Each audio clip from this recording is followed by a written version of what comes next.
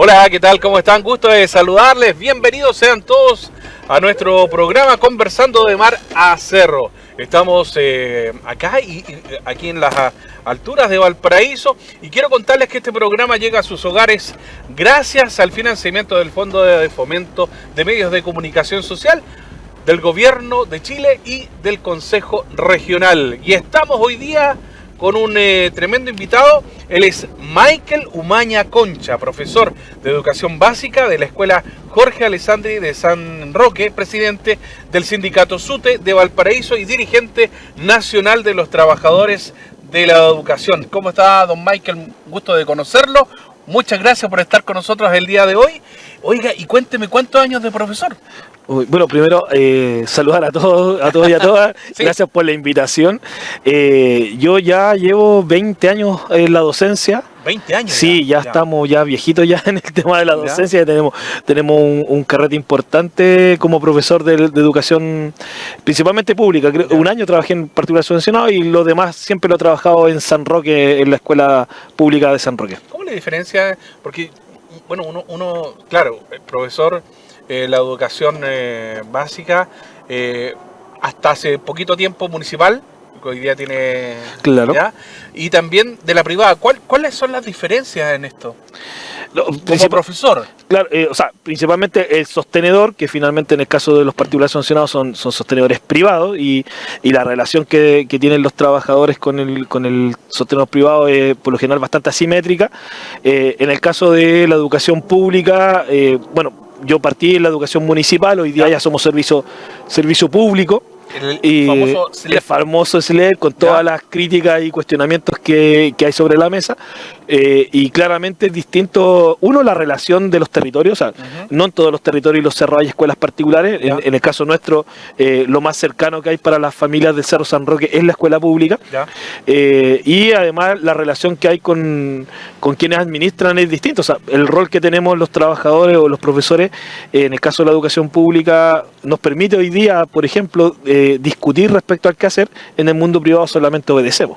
Ya, perfecto. Oiga, y usted lleva muchos años de dirigente. ¿Cuántos años lleva de dirigente y cómo ha sido su experiencia en esto? Bueno, nosotros fundamos el año 2008 el sindicato SUTE de Valparaíso, donde a mí me tocó asumir la presidencia en ese primer periodo. De ahí he tenido intermitentemente distintos cargos dentro del sindicato. Y ya son 15 años de dirigencia en el mundo sindical. Y bueno, para nosotros ha sido, digo nosotros, los distintos trabajadores que hemos ido construyendo este espacio acá en Valparaíso, ha sido un espacio primero muy relevante y muy necesario.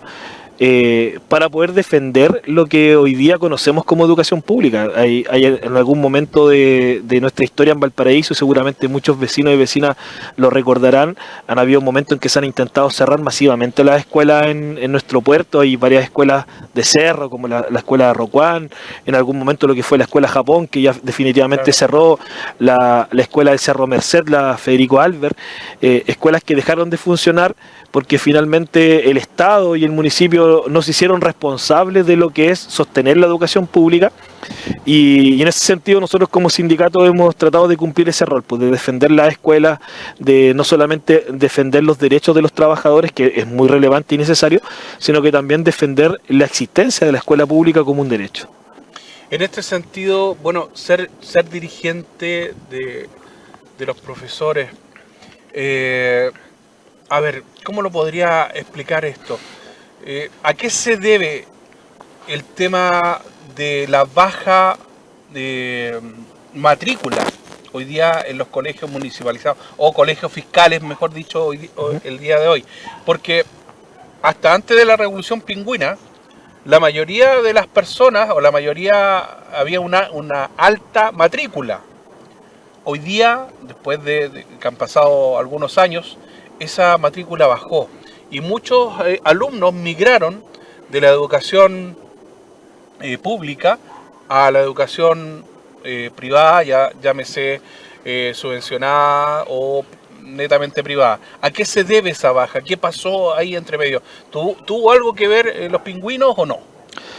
Hay varios factores que inciden en el proceso de la pérdida de matrícula. Primero hay que entender de que con la actual constitución la educación es parte del negocio, del mercado de la educación, por lo tanto la oferta y la demanda son condicionantes respecto a la existencia de la escuela pública o privada. Eso es un hecho real. Para que eso exista pasan varios elementos en el transcurso de los últimos 30 años, esto claro. No es algo corto, de corto alcance. En algún momento hay una instalación desde el Estado y desde las instituciones públicas de instalar la idea de que lo particular y lo privado es mejor que lo público. Y dentro de eso está primero el desfinanciamiento de lo público. O sea, en algún momento en los años 90, fines de los años 90, alcanzamos a tener escuelas públicas totalmente desfinanciadas. No, se te quebraba un virus, no tenéis cómo cambiarlo. Por lo tanto, cuando tú eres padre de familia y tienes que elegir establecimiento escolar, entre un colegio que tú tenías que en ese momento pagar, ¿cierto?, una mensualidad que a lo mejor no era tan alta o tan baja, pero podías hacer los esfuerzos, versus un colegio público que era gratuito, pero con condiciones precarias en la infraestructura, claramente tú tomabas la decisión finalmente de irte por el establecimiento que visualmente cumplía con mejores expectativas. Claro. No necesariamente académicamente, pero sí en la infraestructura cumplía con más expectativas. Luego de la Revolución Pingüina viene el famoso proyecto de la presidenta Bachelet del fin al copago y al lucro, en donde finalmente los particulares subvencionados dejan de cobrar el copago a los padres de familia y pasan a ser gratuitos. En ese momento, bueno, el discurso es que con eso se abre la igualdad, ¿cierto?, a la elección, pero finalmente lo que genera eso es una competencia desigual entre la educación particular subvencionada versus la municipal que no recibe ni un peso, y particular subvencionada que recibe la subvención del Estado, pero además la administración de una fundación, de una empresa o incluso hoy día de una transnacional que están detrás de la administración de los colegios particulares subvencionados, lo cual hace una competencia desigual. Y finalmente, cuando hoy día nosotros evaluamos resultados y condiciones de infraestructura y física de los colegios particulares versus los colegios públicos, muchas de las familias finalmente prefieren elegir el mundo particular subvencionado. Entonces, la elección, que es parte de lo que está hoy día en la Constitución, la elección de los padres, está en la lógica de una competencia desigual, y eso claramente perjudica la educación pública. Oiga, ¿en qué está el sindicato SUTE, que es el sindicato único de trabajadores de la educación? ¿Estoy bien? Sí, bueno, ¿sí? En realidad nosotros nos llamamos unitario, el único fue en los años 70, unitario, que desapareció, hoy día unitario, y hoy día sindicato pasamos a ser asociación de funcionarios al pasar la educación de lo municipal a lo público. Okay. Así que hoy día somos asociación de funcionarios. Mantenemos la sigla SUTE, ¿cierto?, en contexto histórico. Por una cosa de trayectoria, de conocimiento de la gente. ¿Cuánta gente está en el SUTE?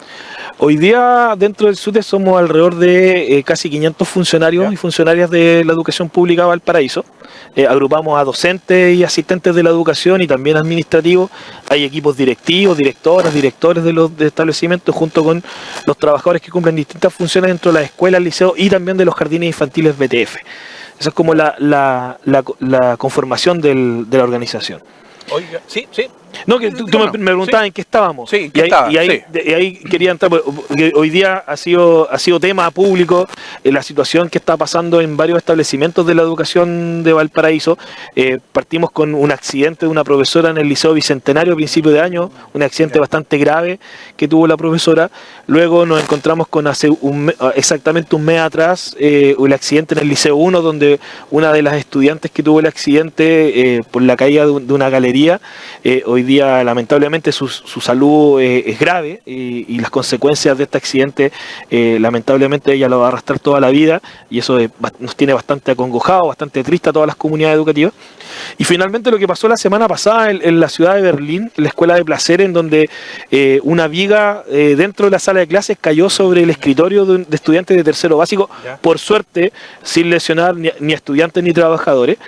Pero estos tres ejemplos vienen a dar cuenta de una situación muy precaria de la infraestructura de la educación pública en nuestra ciudad, y lo que hoy día nos tiene también con una movilización que nosotros hemos mantenido durante toda esta semana, porque dado que en el Parlamento se está discutiendo el presupuesto 2025 de los servicios públicos y en particular de educación, nosotros estamos exigiendo como trabajadores el aumento del presupuesto de la educación del presupuesto que le corresponde al Servicio Local de Educación para poder enfrentar esta crisis de infraestructura. O sea, hoy día la Escuela Ciudad de Berlín, por ejemplo, en Cerro de Placeres, se va a inyectar un proyecto de alrededor de 150 millones de pesos para mejorar la infraestructura, pero lo cual en la práctica materialmente significa arreglos cosméticos, cuando en realidad esa escuela necesita echarse abajo y construirse de nuevo. Y construir una escuela de nuevo, estamos hablando de alrededor de 4.000 a 5.000 millones de pesos. Presupuesto que no existe hoy día para la educación pública y es parte de las demandas que estamos levantando. Oiga, bueno, los profesores históricamente han luchado, han trabajado y han pedido que la educación deje de ser municipal y pase a manos del fisco, por decirlo de alguna forma, o que sea pública. Hoy día se hizo el traspaso de la Corporación Municipal de Valparaíso, en el caso nuestro de la comuna de Valparaíso, a el famoso SLEP. ¿Cómo ha sido el cambio? ¿El cambio ha sido bueno? ¿Ha sido malo? ¿La experiencia ha sido buena? A lo mejor no. ¿Cómo ha sido esta experiencia, esta nueva forma de trato, de conversa, de coordinación con una nueva institución? Claro. Bueno, lo primero, sí, nosotros siempre pedimos hace años ya históricamente el fin de la municipalización, principalmente por la precarización que significaba y los casos de corrupción que a lo largo del país se fueron dando con respecto a las platas de la educación, cómo se utilizaron para otros fines, y eso tiene en el caso de la sexta región alcaldes presos. Acá en Valparaíso fuimos traspasados con una deuda de sobre 8.000 millones de pesos que dejaron las alcaldías anteriores. Y por lo tanto esa situación nos convocó permanentemente a exigir el fin de la municipalización. El problema es que nosotros exigíamos que las escuelas volvieran al Estado, y en el caso de los servicios locales no vuelven al Estado.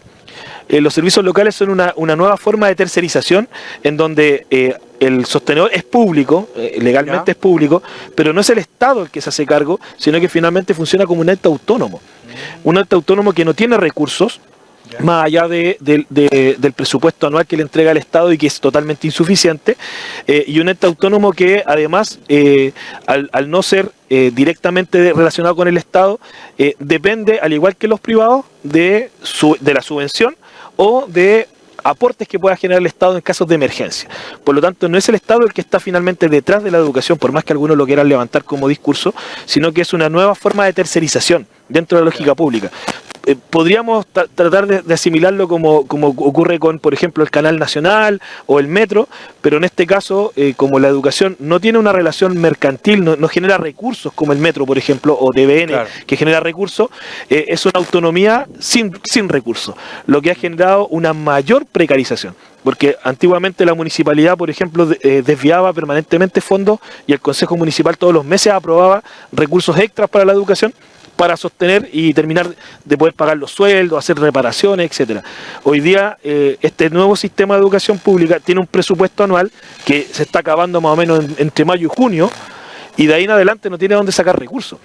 De hecho, los recursos extras que han llegado este año para la sobrevida del servicio han sido productos de las movilizaciones, que ya llevamos un año con movilizaciones permanentes, en donde el Estado ha tenido que ir ingresando de agoteo 1.000 millones por aquí, 1.200 millones por allá, para generar la sobrevida del sistema. Pero lamentablemente es un sistema que no es lo que esperábamos. Nosotros queríamos una vuelta directa al Estado, y lo que finalmente se genera es una tercerización de un sistema público, pero totalmente desfinanciado. Bueno, durante el invierno pasado nos hemos encontrado con situaciones de problemas de infraestructura en colegios de la comuna, bueno, y en realidad de todo el país. Han habido dificultades, como usted nos ha podido mencionar. ¿Existe poca inversión en el tema de educación hoy día? ¿Es menor que cuando estaba la Corporación Municipal de Valparaíso? ¿Se ha mantenido igual? ¿Las condiciones son las mismas? ¿O simplemente se cambió el nombre nomás? Haciendo una mirada así como bien superficial, podríamos decir que simplemente se cambió el nombre, pero en realidad es más profundo que eso. No existe inversión hoy día en educación pública. De hecho, si miramos hoy día las acciones que ha hecho este gobierno en particular respecto a, por ejemplo, construir colegios nuevos o invertir en educación a nivel nacional, nos vamos a encontrar con 3-4 ejemplos a lo largo de todo el país. Cuando, por ejemplo, en Valparaíso hoy día se está haciendo una revisión y un chequeo de infraestructura en donde de los 66 establecimientos, incluyendo los jardines infantiles, casi los 66 necesitan una reconstrucción o necesitan una mantención profunda en el tema de infraestructura, porque tenemos casi 40 años de abandono, en donde no se ha invertido.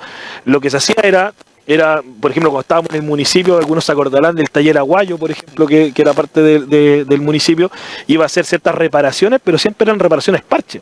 Era cambiar una lata en los techos cuando se llovían, reparar una pared, poner un par de clavos por aquí y por allá. Pero inversión en infraestructura, al menos en 40 años en Valparaíso no se hicieron. Y eso hoy día está haciendo agua. De hecho, con las lluvias del mes de agosto se tuvieron que suspender clases, porque no solamente era por el problema de la inundación, sino que los riesgos de electrocutación de los estudiantes, el agua corría por los sistemas eléctricos al interior de la escuela. La caída de infraestructura, la Escuela España se cayó todo el entretecho sobre una sala de clase. Entonces, lamentablemente, este año se tuvieron que ver interrumpidas las clases, producto de la emergencia que significaba que cada vez que lloviznaba un poco, en las salas se corría el riesgo de vida de nuestros estudiantes. Y de hecho lo hemos levantado con esa claridad. Hoy día, cuando se levantan movilizaciones o estas demandas respecto a infraestructura, lo que estamos defendiendo es la vida de nuestros trabajadores y estudiantes, porque las condiciones de la infra de las escuelas, liceos y jardines, hoy día está poniendo en riesgo a nuestros trabajadores y a los niños y niñas, producto de la caída de techo, las inundaciones o la posibilidad de electrocutarse, por ejemplo. Profesor, en este último tiempo, bueno, podemos ir nombrando algunas cosas. Por ejemplo, acá en Valparaíso, específicamente en el liceo número 1 de niñas, bueno, una alumna resultó con lesiones graves. Bueno, podríamos contextualizar ahí un poquito de qué fue lo que pasó y qué es lo que opina usted de eso. No, en el contexto, como para tampoco profundizar más allá de lo que la familia ha solicitado, había una galería que estaba en mal estado, en donde la dirección del establecimiento informó en reiteradas oportunidades al servicio local respecto a los problemas de infraestructura de esta galería, que finalmente era material de madera que estaba expuesta al sol y a la lluvia, que finalmente cuando las niñas estaban en la galería cede y ellas caen alrededor de 2 metros de altura, lo que generó el accidente y la lesión a una de las estudiantes, esta lesión bastante grave y que va a traer secuelas de manera permanente para ella.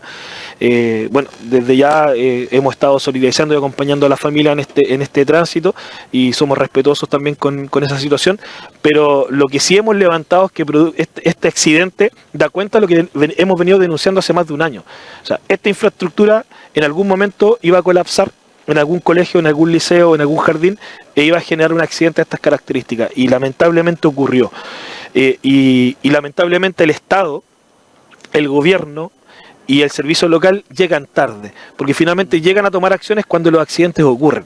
Y lo que estamos exigiendo nosotros es que hoy día se inyecten recursos frescos a la educación pública para generar reparaciones que eviten este tipo de accidentes. No queremos otro accidente grave, no queremos una muerte en los establecimientos públicos, queremos educar, queremos tener clases con normalidad, queremos que nuestros niños vayan seguros a la escuela, y lamentablemente hoy día el Estado está llegando tarde y por lo tanto está llegando solamente a reparar cuando hay un accidente como el que ocurrió en el Liceo 1. Y frente a esto, hoy día los profesores se sienten solos, se sienten poco acompañados por las autoridades, o efectivamente hay un diálogo directo donde obviamente nunca se van a tener todos los recursos que uno quisiera, porque eso Así es. sería maravilloso, no estaríamos conversando acá. Pero hoy día, ¿cómo se sienten ustedes como sindicato? Hoy día se sienten solos, se sienten acompañados, están conversando, tienen buen diálogo con las autoridades, más allá del tema económico, porque una de las cosas puede ser la voluntad, pero no necesariamente se pueden tener todos los recursos que uno quisiera. Sí. Diálogo hemos tenido bastante, eso no nos podemos quejar, porque hemos tenido un diálogo fluido con las autoridades del servicio local, con las distintas autoridades que se han ido moviendo. Hemos tenido un diálogo fluido con la autoridad regional y también incluso con el Ministerio de Educación. El problema es que respuestas no hemos tenido, Ya. soluciones no hemos tenido. Claro. Por lo tanto, finalmente el diálogo, por más que se agradezca, ¿cierto?, la voluntad del diálogo, no nos resuelve el problema grave que estamos teniendo hoy día. Y claro, entiendo que, y entendemos, tenemos la conciencia y la flexibilidad de que nunca van a estar todos los recursos que nosotros esperamos. Pero hoy día, en estos momentos, no hay nada sobre la mesa. Hoy día lo que ha llegado han sido fondos muy mínimos, muy pequeños, para tapar goteras en los establecimientos, cuando en realidad lo que necesitamos son una infraestructura digna para poder educar. Necesitamos proyectos de infraestructura en las escuelas. Hoy día lo que ha presentado el gobierno respecto a infraestructura escolar no es más allá que parches curitas para las escuelas. Y escuelas que tienen edificios que tienen más de 100 años de antigüedad, no sirve un parche curita, requieren una ingeniería mayor. Lamentable que le tocó a este gobierno enfrentar esas condiciones, pero es lo que tienen, es lo que hay, es lo que hemos levantado, ellos lo saben, y hoy día no basta con el diálogo y el buen trato, sino que hoy día requerimos inyección directa de recursos, que a lo mejor no va a ser como con la rapidez que nosotros Claro. queramos, con la totalidad que nos gustaría, pero al menos necesitamos hoy día señales que hay interés en la educación pública, y esas señales no las estamos viendo. Bueno, yo sé que la próxima pregunta es como difícil de responder. Y aquí, pero ¿cuál es la solución? ¿Solo esto se arregla con plata o hay otros elementos que inciden en mejorar la educación chilena? No. La plata es importante, pero no es lo fundamental. Hoy día, y lo hemos planteado nosotros en nuestras declaraciones, en nuestro discurso, en nuestro quehacer, hoy día pasa porque la educación sea estratégica y prioridad para el Estado. Y no lo es. Hoy día no es prioridad ni para el Estado, ni para los gobiernos de turno, porque no solamente un gobierno, sino que ni para los gobiernos de turno, y tampoco para la sociedad. Porque hoy día cuando levantamos cuáles son las demandas de la sociedad, es la seguridad, ¿cierto? Hay otros temas que son finalmente los temas más contingentes y que finalmente la sociedad espera respuestas por parte de las autoridades. Nosotros lo que esperamos es que sea la educación la prioridad. Porque finalmente, cuando hablamos de seguridad, lamentablemente y con tristeza lo digo, muchos de quienes salen a delinquir en la calle es gente que no terminó sus estudios, gente que no tuvo el acceso a poder estudiar y tener una continuidad de estudios importante. Por lo tanto, cuando el gobierno tiene como dato que más de 500.000 estudiantes hoy día están fuera del sistema escolar, eso significa hacerse cargo de un tema de seguridad, de que los niños no abandonen el sistema escolar, de que los apoderados no los dejen de ir por temas de seguridad, porque se caen los techos, porque cuando llueve no se pueden hacer clases. Claramente eso afecta a temas tan importantes como la seguridad. Entonces, hoy día creemos que es fundamental, junto con los recursos económicos, el poner a la educación como un tema estratégico de perspectiva de desarrollo país. Finalmente, el país que queremos construir se va a construir desde las escuelas, desde los jardines. Y por lo tanto, si queremos una mirada estratégica de desarrollo económico, desarrollo social y cultural, son las escuelas los estratégicos, y hoy día, lamentablemente, para la sociedad chilena, la educación no es la prioridad. Oiga, yo le voy a hacer una pregunta, me voy a tomar una licencia acá. Bueno, que también está dentro de la pauta, pero a lo mejor llevarlo un poquito a lo que la experiencia que tiene uno. Yo estudié en un colegio fiscal, municipalizado en esa época. En una época bastante, ¿cómo podríamos decirlo? Con poca libertad, por decirlo de alguna forma. Entonces yo recuerdo que cuando éramos chiquititos, después de la clase nos quedábamos los semaneros, ¿ya? ¿Y qué teníamos que hacer? Teníamos que barrer nuestra sala, teníamos que subir las sillas, teníamos que dejar todo limpio, ¿cierto? Y el día sábado nos turnábamos para venir a encerar la sala de clases de uno. Además teníamos que preocuparnos. Un alumno cada cierto tiempo se llevaba las cortinas para lavarlas. Nos preocupábamos de dejar la sala impecable. Y la verdad es que nos revisaban entero, por si nos revisaban las manos, si teníamos algún problema dermatológico, qué sé yo, el tema del corte de pelo en los varones, qué sé yo. Si no, nos mandaban a estos cursos, estas academias de corte de pelo, y nadie quería hacerlo porque el otro día llegaba, pero ¿para qué te cuento? Falta un poco de disciplina hoy día en la educación Y aquí no me quiero meter netamente con el tema de los profesores, sino que también en la casa.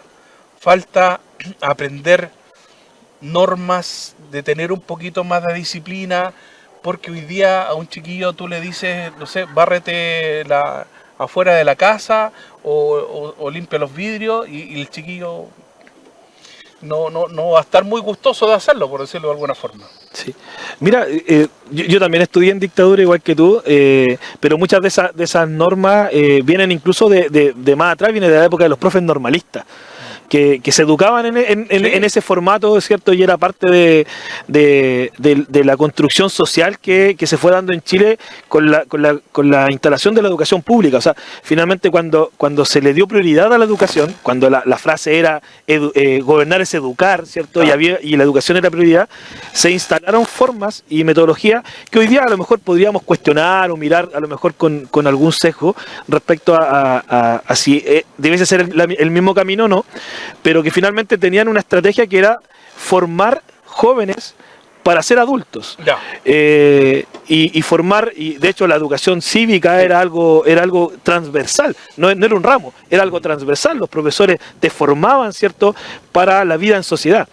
Y lamentablemente hoy día la sociedad le ha sacado el cuerpo a la educación, y por lo tanto hoy día cuando vemos que hay problemas de disciplina en general, no solamente en la escuela, sino que en la sociedad, en las conductas sociales, es porque como sociedad hemos dejado de pensar en la educación de nuestros jóvenes. Y claramente eso no pasa solamente por la escuela, sino que pasa que como sociedad asumamos ciertas prioridades. Estas famosas incivilidades o la misma lógica de la delincuencia que muchas veces es permitido y avalado en nuestros barrios, en nuestras comunidades, por nuestras familias. Finalmente, claro, cuando no ponemos límites y no educamos en torno a qué es lo que queremos formar, claramente pasa lo que vemos hoy día, porque finalmente no se respetan a los profesores, no se respetan a las familias, no se respetan a los adultos, y eso tiene que ver con una mirada de sociedad. Por eso nosotros insistimos que la educación, al ser estratégica, finalmente es pensado desde la sociedad que queremos construir, que es lo que hoy día está ausente.